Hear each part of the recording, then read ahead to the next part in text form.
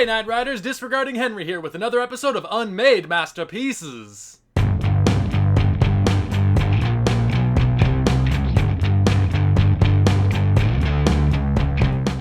Welcome to the third and final part of our look at David Lynch's Ronnie Rocket. We've gone over two separate drafts of this script, we've seen how this story has evolved over the years, and now we're diving into the production history. We're going to learn a little bit of just how close this film came to being made a reality.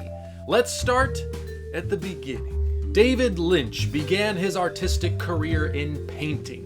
Over time, he found himself drawn to cinema, and his earliest short films were simple, non-narrative experiments that were really just animated versions of some of his paintings. His interest continued to build to the point that he began making live-action shorts, and soon he was enrolled in the American Film Institute's Center for Film Studies, where he spent a 5-year period shooting and editing his debut feature, Eraserhead. When Eraserhead was finally released in 1977 and began attracting a rabid cult following on the midnight movie circuit, Lynch found himself getting offers all around town. He was contacted by Marty Michelson, who became Lynch's first Hollywood agent and signed him to the William Morris Agency, one of the biggest talent agencies in LA. Lynch, by this point, was already deep into the writing of the first draft of Ronnie Rocket,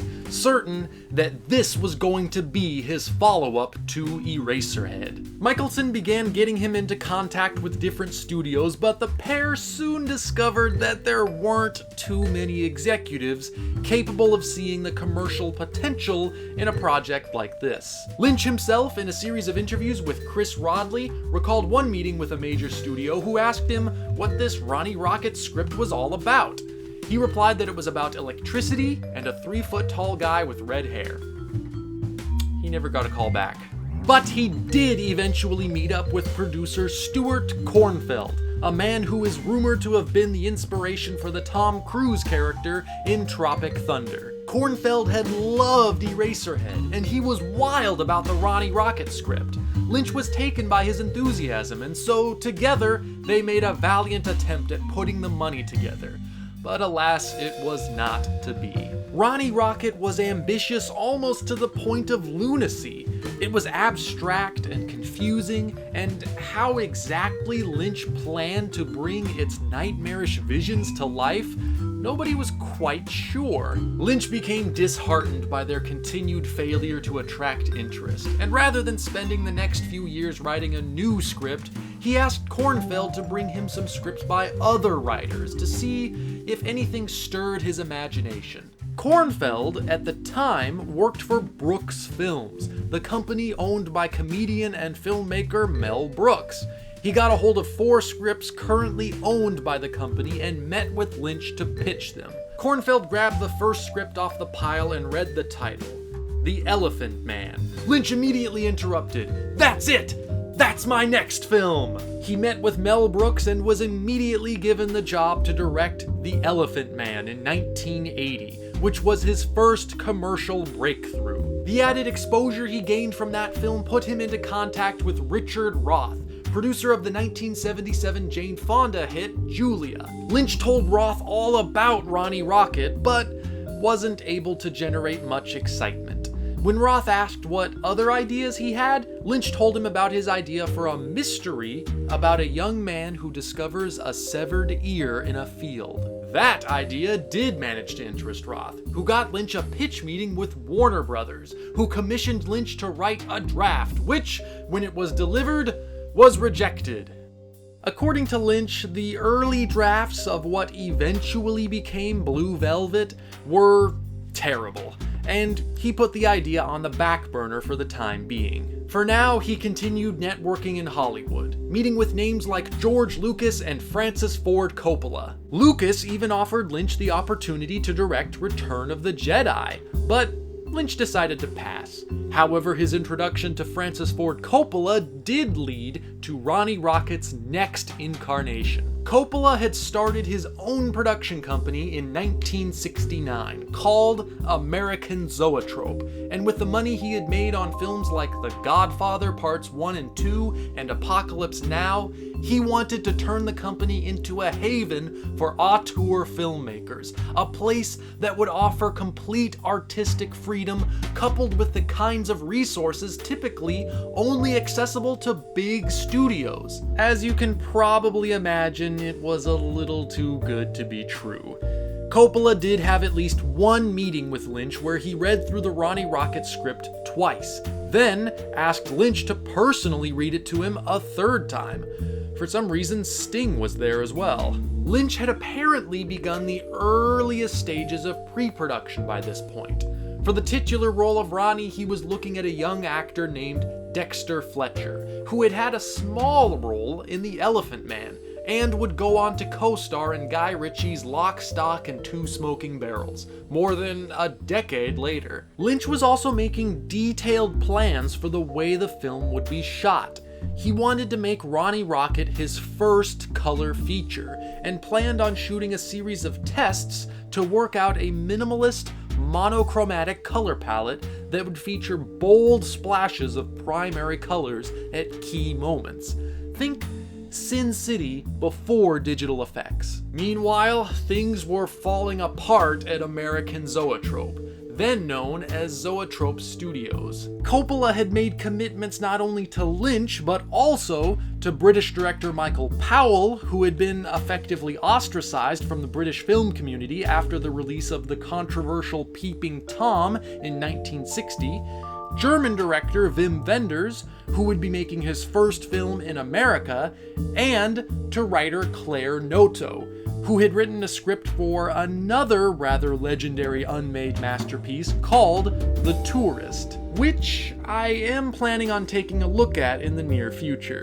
None of these projects ever came to fruition, however, since all of Zoetrope's resources were being sunk into one single project: Coppola's own musical drama One from the Heart, which began as a modest $2 million production and quickly ballooned into a $26 million mammoth. Everything else was put on hold as Coppola struggled to finish this beast, and when it was finally released, it only grossed about $600,000 at the box office, making it one of the biggest financial disasters in film history. Every Zoetrope production was cancelled as Coppola filed for bankruptcy and struggled to find a way to pay off his catastrophic debts.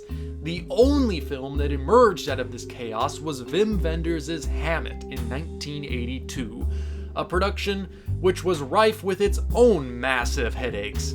David Lynch decided to leave Zoetrope behind and tried to figure out his next move. But it wasn't long before opportunity came knocking once again for the 35-year-old filmmaker, because soon afterwards, in 1981, he was contacted by Italian mega-producer Dino De Laurentiis, who had made his name producing lavish and campy sci-fi spectacles like Barbarella and Flash Gordon. De Laurentiis had spent the last few years struggling to make a much more serious sci-fi spectacle called Dune, based on the novel by Frank Herbert, yet another infamously troubled production. De Laurentiis' daughter, Raffaella, had just seen a film that had reduced her to tears, The Elephant Man, and she told her father Lynch would be the perfect director to hire. Lynch was called in for a meeting and discovered he actually got along extremely well with De Laurentiis, and decided to embark on his largest project to date, Dune. Multiple production troubles resulted in the film's budget swelling to $40 million, making it one of the most expensive films ever made up to that point. And when it was finally released in 1984, it failed to recoup its massive costs. There had been plans to turn Dune into a franchise. Lynch himself had already begun writing the sequel, Dune Messiah, before all plans were canceled after the box office receipts started coming in. By now, Lynch had grown tired of working as a director for hire. He was ready to do something of his own, something personal, something he'd been thinking about since that meeting at Warner Brothers a few years earlier. Lynch returned to the script for Blue Velvet and began rewriting it. He found that this time it was actually working. The ideas were fitting together. He'd become friends with De Laurentiis over the course of Dune's production and asked him if he'd be willing to put up the money for this much smaller mystery film that Lynch would retain full creative control over. De Laurentiis felt he owed Lynch a favor after the cancellation of the Dune sequels, and the asking price was so low, he agreed to finance Lynch's next film, Blue Velvet. Blue Velvet was released to a wave of controversy and acclaim, becoming a surprise sleeper hit in the fall of 1986. After this success, Lynch signed a 3-picture deal with De Laurentiis' company, the De Laurentiis Entertainment Group, which included the purchasing of 3 scripts. One was a collaboration with Mark Frost, Lynch's future Twin Peaks co-creator, whom he had met when they were both commissioned by another studio to write a Marilyn Monroe biopic called Goddess, which never developed into much. Their latest collaboration was a comedy called One Saliva Bubble, yet another project I'll be doing another episode on soon. The other 2 scripts De Laurentiis purchased were Lynch Originals, a mystery called Up at the Lake, and, you guessed it, Ronnie Rocket. De Laurentiis had access to massive studios which would allow Lynch to create the mammoth sets he had envisioned, and a top-notch special effects team to help him realize his surreal imagery. The film began to take some serious strides forward. By 1987, Lynch had met the man he knew was meant to play the lead role of Ronnie, actor Michael J. Anderson. This is also probably the time around which the revised draft was written, and it's rumored Lynch settled on both a cast and a location in which to begin filming. Isabella Rossellini would play Deborah, and in unspecified roles would be Dean Stockwell, Brad Dourif, Dennis Hopper, Harry Dean Stanton, and Henry Spencer himself, Jack Nance. The location would be in Hoboken, New Jersey. But Lynch apparently wasn't ready to start filming just yet. He wanted to instead shoot another script first, one he'd recently become quite passionate about, his collaboration with Mark Frost, One Saliva Bubble. Lynch began casting and location scouting for that project instead, but began running into some problems. De Laurentiis kept postponing production. The money he needed wasn't there. Ultimately, everything was ruined by Glad trash bags. Permit me to elaborate.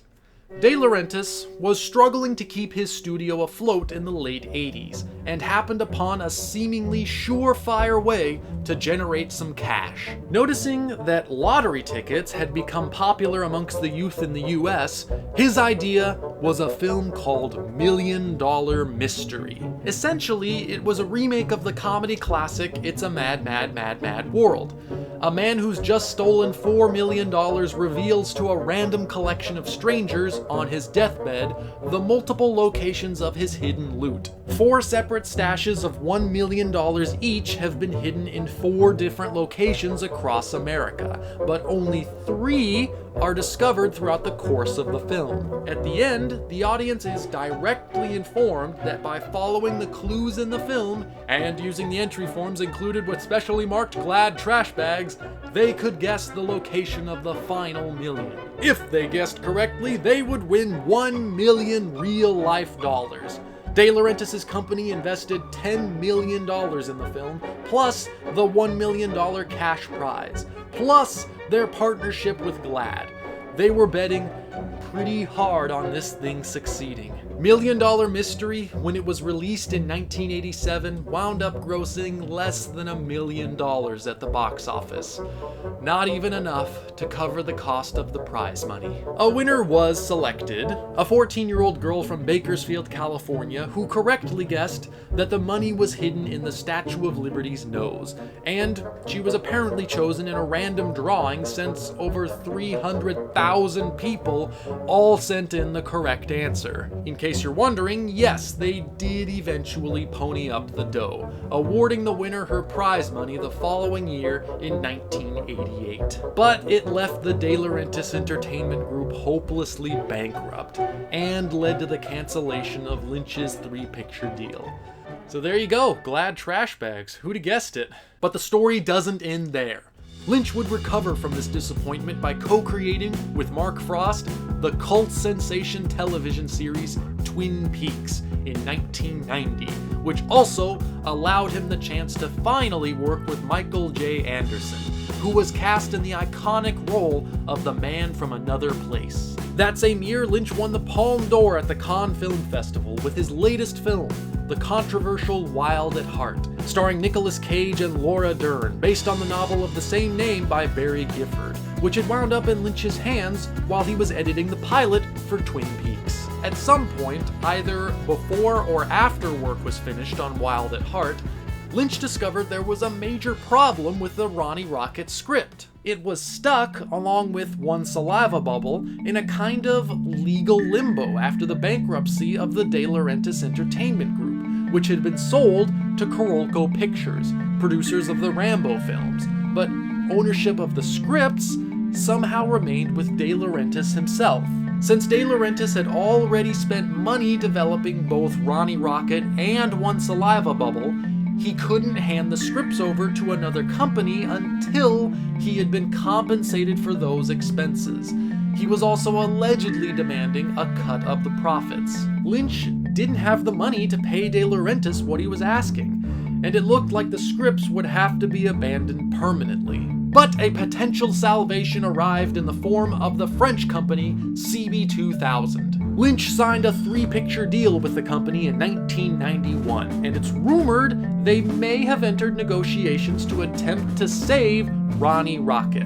But before they committed to this, Lynch had other priorities. He was disappointed by the premature cancellation of Twin Peaks after only 2 seasons, and was especially upset by the direction the second season took, after his involvement had become less hands-on. He was ready to revisit that world before traveling to the dark city of Ronnie Rocket, and in 1992, Twin Peaks Fire Walk With Me was released. The film met with some harsh reviews and poor box office numbers, motivating CB2000 to cancel their three-picture deal with Lynch. If Fire Walk With Me had been a success, would Ronnie Rocket have happened? It's debatable. Allegedly, the company wasn't too enthusiastic about paying De Laurentiis' asking price to release the script, and it's also rumored that Lynch was planning on producing 2 additional Twin Peaks films, which would have continued and concluded the story. Was that what he was planning with the three-picture deal all along? Or does Ronnie Rocket fit in there somewhere?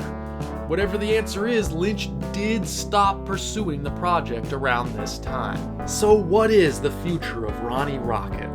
With the passing of Dino De Laurentiis in 2010, what is the status of the script?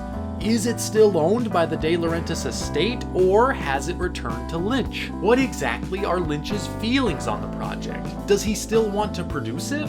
His answers in interviews over recent years have been both positive and negative, pessimistic and hopeful. On the one hand, he's lamented the fact that the world of Ronnie Rocket no longer exists. The heavy industrial areas he was planning on shooting in have all but vanished. He acknowledges the script is a tough sell, especially in today's market. It would require a number of complex sets and effects, and the story is anything but mainstream. There are whispers and speculation that Lynch still revisits the script now and again and is possibly still tinkering with it. In fact, that may be the main reason it was never made. Lynch recently said that although he loves the world of Ronnie Rocket, he never quite had what he calls the big idea for it. He feels something is still missing from the script. He's also stated that if he were to finally make the film, he'd like to do it the way he did Eraserhead, building sets and then living in them with a small crew for an extended period of time, immersing himself in the world. He still hasn't ruled out the possibility of returning to it someday. When asked about the film's status, he often refers to it as hibernating. This is certainly a brilliant script, one that creates a palpable world populated by all kinds of strange and fascinating characters. I couldn't even begin to imagine how Lynch would have achieved some of those effects, especially in the days before CGI, but when I look at what he was able to accomplish in Eraserhead with no money and materials he mostly just found on the street, I'm nearly convinced he could have somehow pulled it off. Even though it was never made, Ronnie Rocket's influence can still be felt in the atmospheric settings of films like Blade Runner and Dark City, in the identity crises of Lynch's own Lost Highway, which is similar to scenes in the earlier draft of the script. More obscure films like Rolf de Heer's Bad Boy Bubby borrowed the idea of a strange character who is revealed to have unique musical abilities, and Sogo Ishii's Electric Dragon 80,000 Volts used the idea of a rock and roll star who wields electricity. It's an ingenious story with that distinct mark of Lynchian lunacy we've all come to recognize. It's funny, scary, and profound in about equal measure. Even in script form, it's an unforgettable tale. Could this project be making a comeback? With Lynch back in the spotlight with the upcoming revival of Twin Peaks, could Ronnie Rocket be somewhere in his future? I suppose all we can really do at this point is wait and see. This has been Unmade Masterpieces with Disregarding Henry. Thank you so much for sticking around all the way to the end a third time. Join the ranks of the Knight Rider Army by hitting that subscribe button, show your support by liking the video or leaving a comment, follow me on Facebook, Twitter, Tumblr, and you can even head over to my brother's channel, Idiot Box, to check out his show, Queue Builder, where he gives you some suggestions of movies to add to your Netflix queue. Make sure you subscribe to his channel as well. Check out some of my other videos, Unmade Masterpieces, Cult Sandwich, Art House Fever, whatever you feel like doing. And of course, thank you for watching.